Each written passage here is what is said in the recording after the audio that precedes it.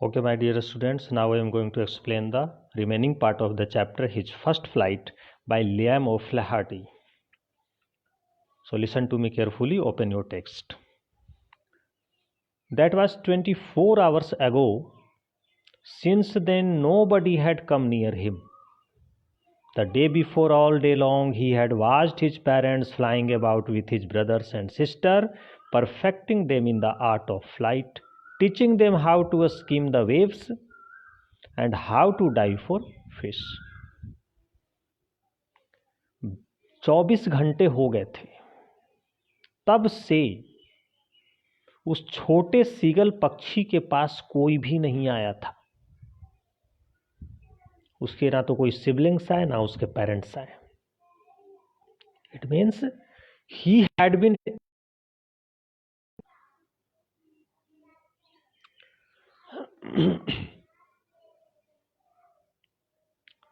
the day before, all day long, he had watched his parents flying about with his brothers and sisters.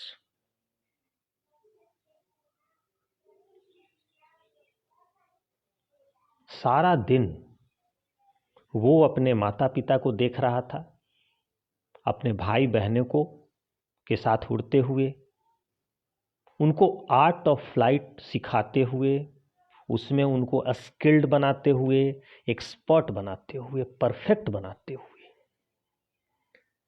उनके माता पिता उनको सिखा रहे थे how to skim the waves and how to dive for fish.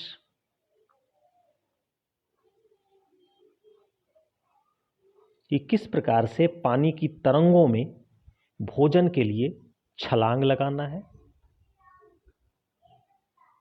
He had in fact seen his older brother catch his first herring and devour it. Herring means होता है a soft sea fish. It is a type of fish, sea fish. उसने वास्तव में अपने बड़े भाई को देखा अपना पहला शिकार बनाते हुए। एंड डेवोर इट, डेवोर का मतलब होता है ईट क्विकली, तेजी से खाना और खाते हुए। Standing on a rock while his parents circled around raising a proud cackle. Cackle का मतलब होता है laugh in a loud, जोर जोर से हर्षोल्लास करना। तो उसका बड़ा भाई एक चट्टान पे बैठकर अपना पहला शिकार करके जब खा रहा था तो उसके पेरेंट्स उसके चारों ओर उड़ान भर रहे थे और जोर जोर से हर्षोल्लास कर रहे थे अपने बेटे की सफलता देखकर। And all the morning the whole family had walked about on the big plateau midway down the opposite cliff, taunting him with his cowardice.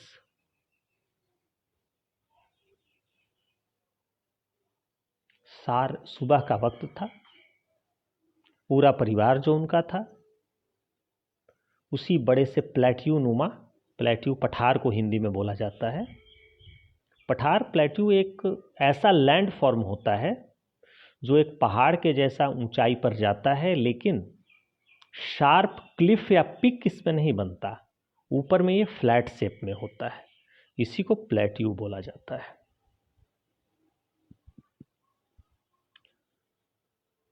Midway down the opposite cliff, taunting him with his cowardice. Opposite cliff पर जो plateau नुमा landform बना हुआ था उसके ऊपर उसने अपने पूरे परिवार को सार सुबह का वक्त था चलते देखा, टहलते देखा, एक्टिविटी करते देखा। Taunting him with his cowardice, cowardice मतलब लैक ऑफ ब्रेवरी, कायरता जिसको हिंदी में बोलते हैं। उसके माता पिता उसको डांट रहे थे उसकी कायरता के लिए, उसके डर के लिए उस पर ताना मार रहे थे।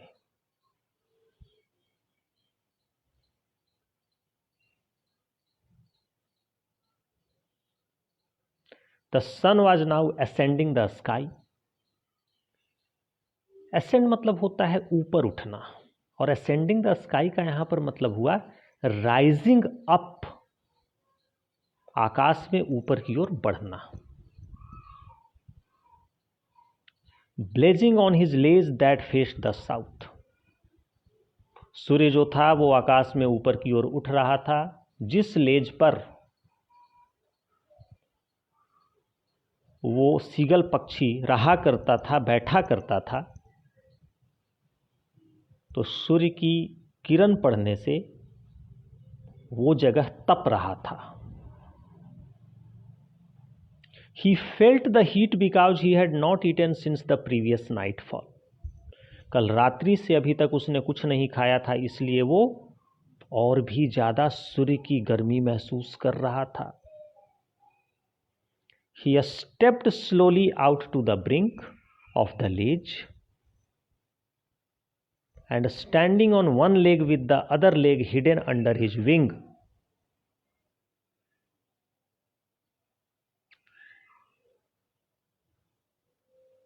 he closed one eye, then the other, and pretended to be falling asleep.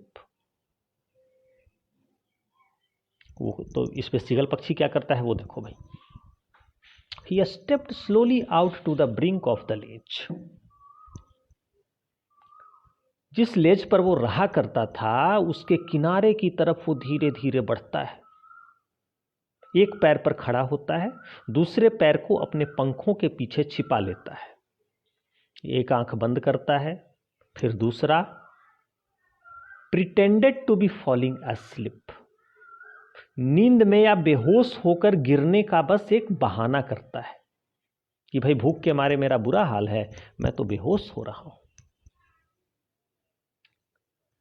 Still they took no notice of him. They here refer to his family members, his parents and siblings. फिर भी उसके माता पिता, उसके भाई बहन उस पर कोई ध्यान नहीं देते हैं. He saw his two brothers and his sister lying on the plateau, dozing with their heads sunk into their necks. वो क्या देखता है कि उसके दो भाई और बहन प्लेट्यू पर लेटे होते हैं. डोजिंग, ऊँघते रहते हैं लेटकर. With their heads sunk into their next, अपने सर को अपने गर्दन में सिकोड़ कर वो दोनों सोते रहते हैं. इसे तो नींद नहीं आती है, इसका भूख से व्याकुल है ये तो. His father was preening the feathers on his white back. Preening मतलब होता है clean its feathers, to tidy and clean its feather. अपने पंख को साफ करके व्यवस्थित करना, उसी को प्रिनिंग बोला जाता है. उसका फादर जो होता है अपने पंखों को साफ कर रहा होता है. Only his mother was looking at him. सिर्फ उसकी माँ उसको देखती रहती है. She was standing on a little high hump on the plateau.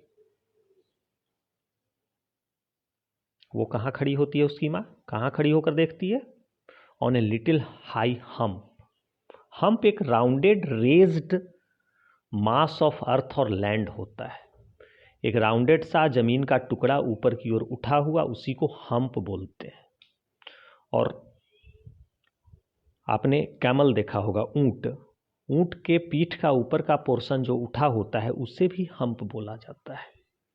लेकिन यहां पर हम्प जो है वो राउंडेड रेज्ड मास ऑफ अर्थ को बोला जा रहा है.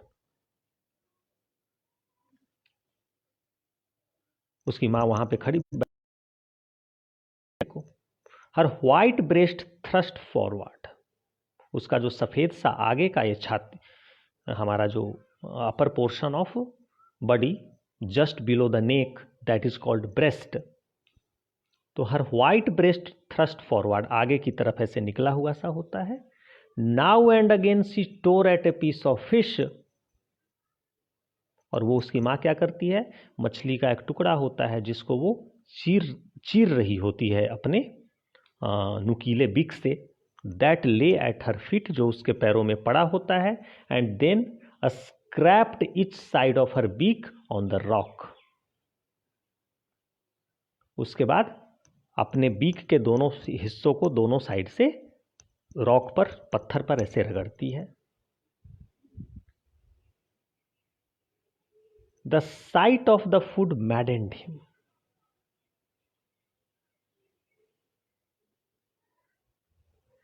भोजन का ये जो नज़ारा वो सीगल पक्षी देखता है, पागल हो जाता है, क्योंकि पहले से ही वो भूख से बिल्कुल व्याकुल होता है। How he loved to tear food that way, scraping his beak now and again to whet it. भूख से तड़प रहा होता है वो, सोचता है कि भोजन को इस प्रकार से खाना, चीर फाड़ कर अपने शिकार को निगलना, खाना, कितना आनंद आता होगा। और अपने चोंच को, बीक को पत्थर पे यहां वहां वो भी पटक रहा होता है, मार रहा होता है।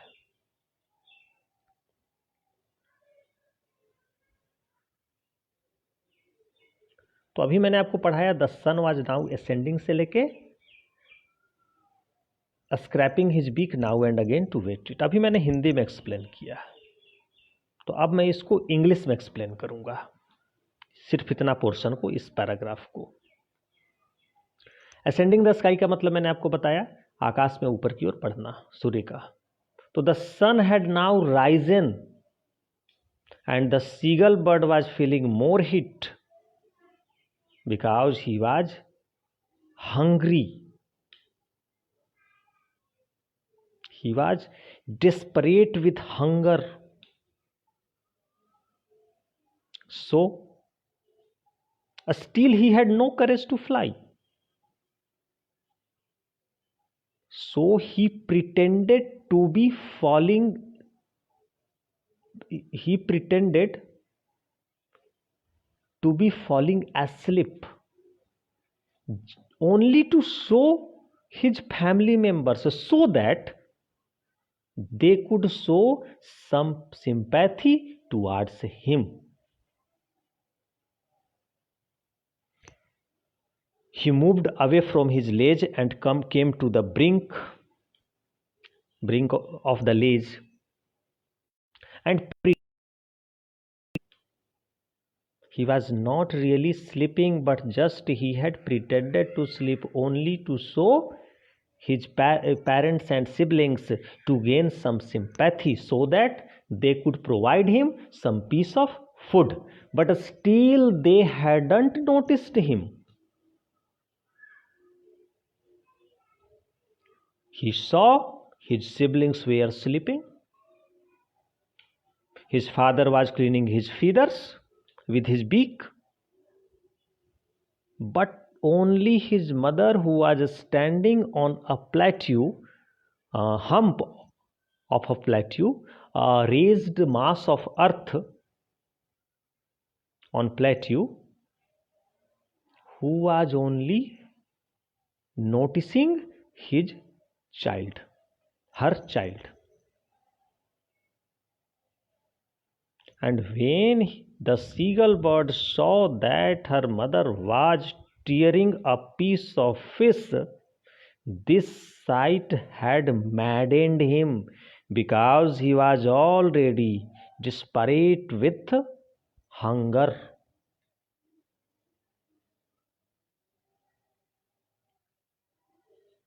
He started to scrape his beak now and then, here and there on the rock.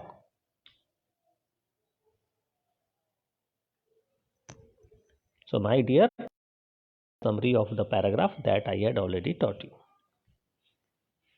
Now come to the next.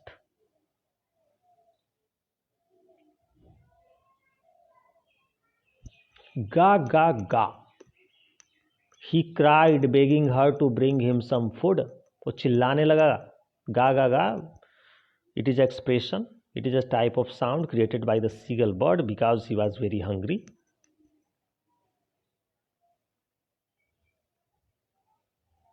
He cried, begging her to bring him some food.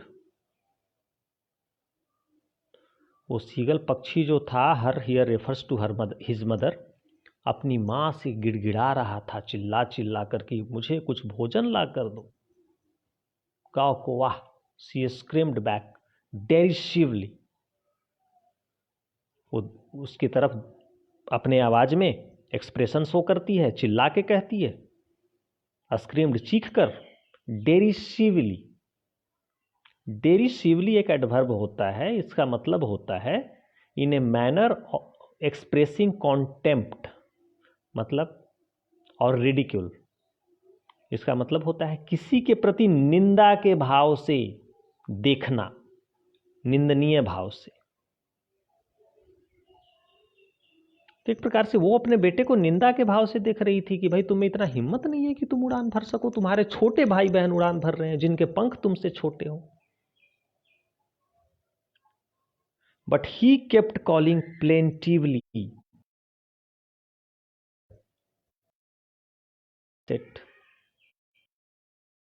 दुख चिल्ला रहा था। एंड आफ्टर अ मिनट और so he uttered a joyful scream. Uttered मतलब होता है make a sound, वही गले से आवाज निकालना। और कुछ देर के बाद वो बड़े खुशी के स्वर में चिल्लाने लगा। His mother had picked up a piece of the fish and was flying across to him with it, क्योंकि उसने देखा कि उसकी माँ मछली का एक टुकड़ा उठाकर उसी की ओर उड़ान भर के आ रही थी।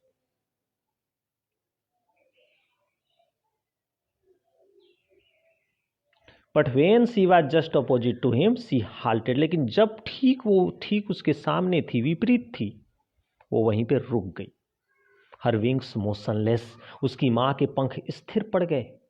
The piece of fish in her beak almost within reach of his beak, वो मछली का टुकड़ा लगभग उस सीगल पक्षी के पहुंच में आ चुका था, लेकिन उसकी माँ जो थी वहीं पर रुक गई। He waited a moment in surprise, थोड़ी देर आश्चर्य के मारे उसने इंतजार किया। Wondering why she did not come nearer, उसको आश्चर्य इस बात था कि मेरी माँ इतनी दूर इतनी पास आके भी मेरे इतने पास क्यों नहीं आ रही कि मैं आसानी से उस मछली के टुकड़े को पकड़ सकूं और खा सकूं। And then maddened by hunger he dived at the fish, भूख से व्याकुल होकर वो मछली पे झपट पड़ा। तो अभी मैंने आपको पढ़ाया गा गा गा से लेकर ही डाइव्ड एट द फिश तक। अब इसका समरी एक बार आप इंग्लिश में भी सुनो। So listen to me. He was begging, he started to beg his mother. He cried in hunger to his mom. But his mother responded, but in angry way, angrily. Because his mother was showing a sense of contempt towards her son, as her son was not able to take a flight, make his first flight. Despite his younger siblings were able to fly, but he was still not. After a while, the scream of the seagull bird turned into a joy as he saw that his mother was flying towards him, carrying a piece of fish in her beak. He got excited. His mother came nearer, but suddenly she stopped, and he again maddened with hunger. As out of excitement and hunger, he dived at the fish.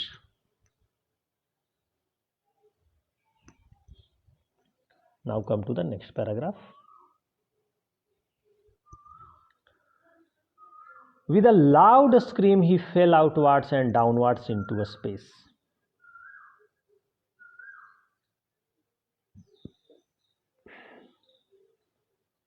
Then a monstrous terror seized him.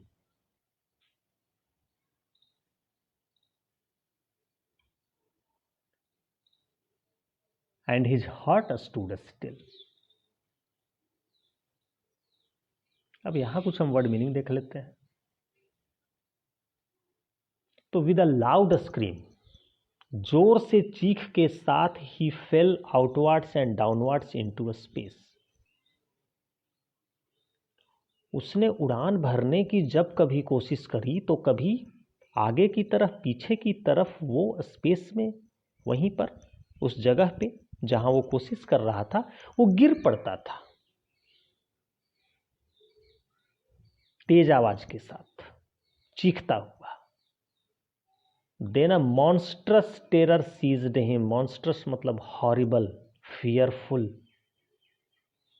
अचानक से एक बहुत बड़ा भय ने उसे घेर लिया, डर ने उसे घेर लिया। And his heart stood still. और उसका दिल जो था, धड़कन जो थी वो बिल्कुल स्थिर हो गई डर के मारे। He could hear nothing. वो कुछ नहीं सुन पा सकता था। But it only lasted a minute. लेकिन ये डर कुछ ही मिनट तक रहा। ये डर का भाव ज्यादा देर तक नहीं टिका। The next moment he felt his wings spread outwards. अगले ही क्षण उसने महसूस किया कि उसके पंख जो हैं वो बाहर की तरफ फैल रहे हैं। The wind rust against his breast feathers. हवा का झोंका जो था वो उसके ब्रेस्ट यानी पक्षी के लिए the front part of the body just below the नेक। हवा का झोंका उसके ब्रेस्ट से टकरा रहे थे, ब्रेस्ट के जो फीदर्स थे उससे टकरा रहे थे।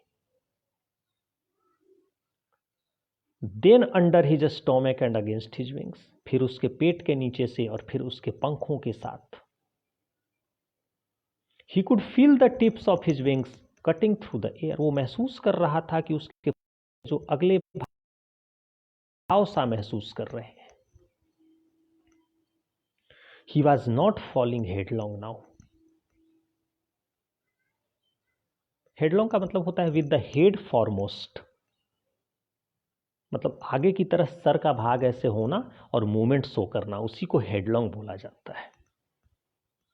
अब वह आगे की तरफ सर के बल नहीं गिर रहा था। He was soaring gradually downwards and outwards. Soaring का मतलब होता है सोरिंग, फ्लाइंग और rising high in the air. हवा में ऊपर की तरफ उड़ान भरना, ऊपर उठना। ग्रेजुअली मतलब होता है कंटिन्यूअसली बट स्लोली, क्रमशः लेकिन धीरे धीरे। वह डाउनवर्ड्स, आउटवर्ड हवा में उड़ान भरने लगा, डाइव करने लगा। He was no longer afraid. अब वो बिल्कुल भयभीत नहीं था। He just felt a bit dizzy. Then he flapped his wings once and he soared upwards. फिर उसने अपने पंख फड़फड़ाए और ऊपर की ओर उड़ चला। गा गा गा गा गा गा को आ। His mother swooped past him. Swoop का मतलब होता है, स्पेशल ये जो वर्ड है पक्षी के लिए प्रयोग किया जाता है। और सूप का मतलब होता है move rapidly downwards through the air. हवा में तेजी से नीचे की ओर उड़ान भरना। ठीक उसके पीछे उसकी माँ जो थी वो तेजी से हवा में उड़ान भर रही थी नीचे की तरफ। एंड ही सोड अपवर्ड्स, और वो ऊपर की तरफ भर रहा था। Her wings making a loud noise. उसके पंख एक तेज आवाज कर रहे थे। He answered her with another scream. उसकी माँ के जो पंख थे वो तेज आवाज कर रहे थे और उसने भी जवाब दिया अपनी माँ को, खुद से साउंड क्रिएट करके, चीख कर, चिल्लाकर। Then his father flew over him screaming. उसके बाद उसके फादर भी उसके ऊपर से उड़ान भरने लगे, चीखते हुए, हर्षोल्लास करते हुए। He saw his two brothers and his sister flying around him, curveting and banking and soaring and diving. फिर उसने देखा कि उसके सारे भाई बहन, सारे सिबलिंग्स जो थे उसके चारों ओर उड़ान भरने लगे। करवेटिंग मीन्स होता है performing a series of jumps on the hind leagues. अपने पैरों पर अनेक प्रकार के उछल कूद को शो करना। And banking and soaring and diving. उसने महसूस किया कि उसके सारे माता पिता, सारे भाई बंधु जितने भी थे उसके इर्द गिर्द हवा में ऊपर नीचे उड़ान भरने लगे, अटखेलियां करने लगे। अर्थात इस छोटे, अपने इस परिवार के इस छोटे से सदस्य को जो पहले से डर रहा था उड़ान भरने से, अब उसमें जो हिम्मत आ गई थी उड़ने की और जो उड़ पा रहा था, ये देखकर सब के सब खुशी के मारे पागल हो रहे थे और अपनी खुशी जाहिर कर रहे थे।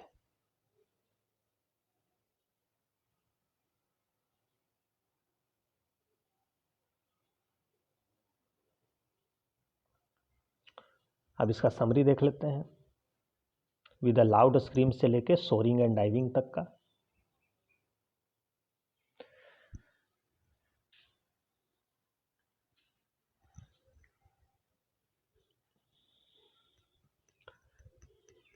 The seagull bird got so excited that he fell as soon as he tried. जो ही उसने कोशिश किया वैसे ही वो गिर जाती है। And suddenly a great sense of terror seized him, but that horrible terror lasted only for a moment. And soon he opened his feathers and he flied. He could feel himself cutting through the air, and now he was not afraid anymore because he gathered courage. He mustered up his courage. He was just a bit nervous, but then his mother came and she started to make dive in the air just behind him. It encouraged him a lot. And after a short while, his whole family came there, encircled him, and they started to soar in the air with a great of joy and excitement. And thus they all were celebrating his victory over fear. और इस प्रकार से इसके परिवार के सारे सदस्य खुश हो रहे थे कि आखिरकार इसने भय पर विजय हासिल करी, के आगे जीत है। Now come to the text, next paragraph. Then he completely forgot that he had not always been able to fly, and commended himself to dive and soar and curve, shrieking shrilly. उसके बाद वो पूरी तरह से भूल चुका था कि वो कभी उड़ने के लायक नहीं था। पुराना जो डर था वो पूरी तरह से खत्म हो गया था और वो अब अपने आप को हवा में हर प्रकार से उड़ान भरने को योग्य महसूस कर रहा था। श्रीकिंग श्रीली, श्रीली वर्ड पहले भी आ चुका है, इसका मतलब होता है लाउडली, और श्रीकिंग का मतलब होता है making a high pitched sound through our voice, our neck, गले से वो हाई पिच्ड का आवाज निकालना, उसी को श्रिक बोलते हैं। और श्रीली का मतलब होता है लाउडली। श्रीली एक एडवर्ब होता है, लाउडली या फोर्सफुली भी होता है श्रीली का मतलब। He was near the sea now, flying straight over it, facing straight out over the ocean. अब वो समुद्र के पास था, flying straight over it, ठीक इसके सामने, इसके ऊपर से वो उड़ान भर रहा था। facing straight out over the ocean, अपने सामने विशाल दूर तक फैला हुआ समुद्र पा रहा था वो। He saw a vast green sea beneath him, अपने नीचे उसने दूर दूर तक फैला विशालकाय समुद्र को देखा। with little ridges moving over it, and he turned his beak sideways and cawed amusedly. He saw a vast green sea beneath him, अपने नीचे उसने विशाल दूर तक फैले हुए समुद्र के विस्तार को देखा। with little ridges, छोटे छोटे रिजेज उसको नजर आने लगे समुद्र में यहां वहां। तो रिजेज का मतलब देखते हैं क्या होता है। तो ridges a long narrow hill top को भी बोलते हैं। लंबा सा सकरा सा पहाड़ की जो ऊंची हिल टॉप जो होता है उसको भी रिज बोला जाता है। ढलान को, ऊपर की ओर जाती हुई पहाड़ की ढलान को माउंटेन रेंज को भी बोला जाता है, और वाटर शेड को भी बोला जाता है।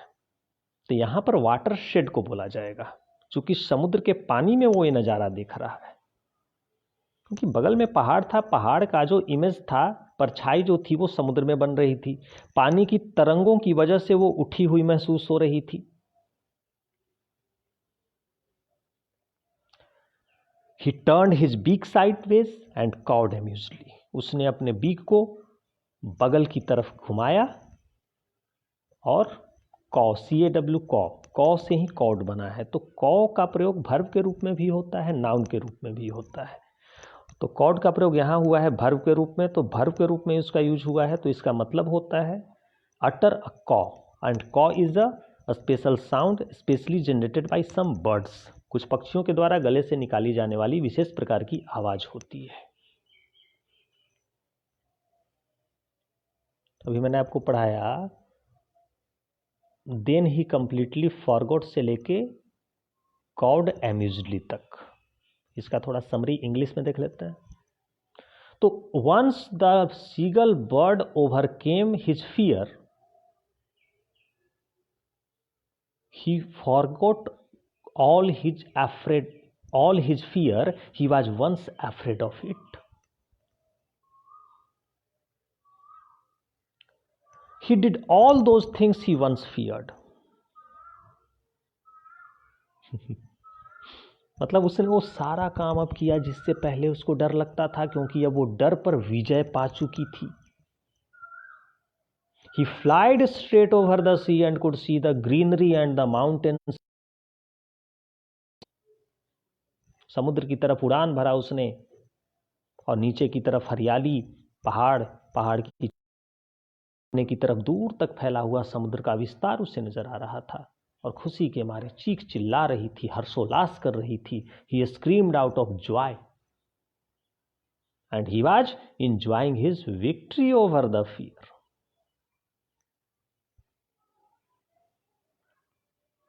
Now come to the next paragraph. And next one and last one too. It's also the last paragraph of this chapter. His First Flight by Liam O'Flaherty.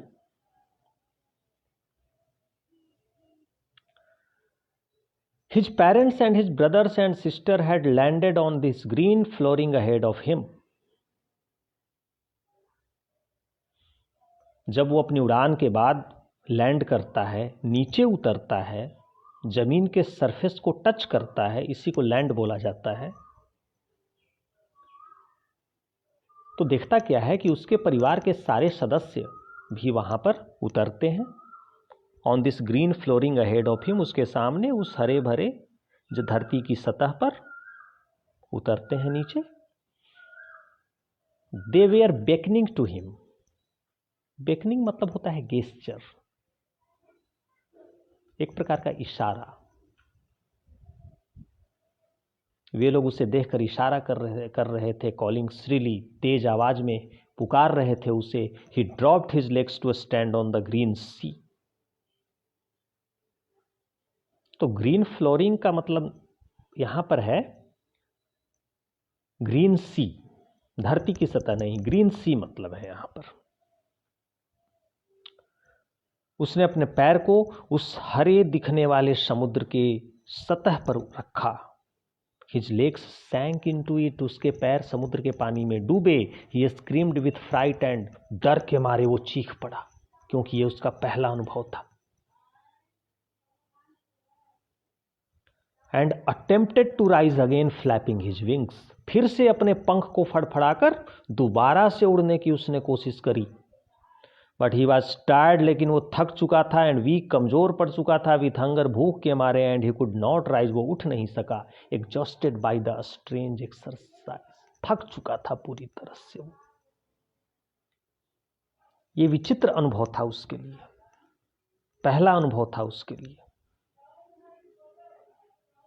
His feet sank into the green sea, उसके पैर उस समुद्र के हरे पानी में डूबे। And then his belly touched it, पेट का आगे की तरफ निकला हुआ भाग जो होता है वो उसके समुद्र के पानी को टच किया। एंड ही सैंक नो फार्दर, और वो लगभग डूब ही चुका था। He was floating on it, वो उस पर तैरने लगा। And around him his family was screaming, उसके चारों तरफ उसके परिवार के सारे सदस्य खुशी के मारे चीख रहे थे। Praising him and their beaks were offering him scraps of dog fish he had made his first flight, वो सारे उसकी प्रशंसा कर रहे थे और उनके चोंच में कुछ डॉग फिश डॉग मतलब नहीं हुआ dog, A type of fish, मछली, समुद्री मछली। उसके कुछ टुकड़े उन्होंने अपने चोंच में दबा रखे थे, बीक में। वो अपने इस छोटे से बच्चे को उसके पेरेंट्स ऑफर कर रहे थे, उसके भाई बहन ऑफर कर रहे थे। ही had made his first flight, क्योंकि उसने अपने डर को कंट्रोल करते हुए अपनी प्रथम उड़ान पूरी कर ली थी। So now the chapter is finished. I hope you must have enjoyed it and learned it. So now we will meet tomorrow. Thank you.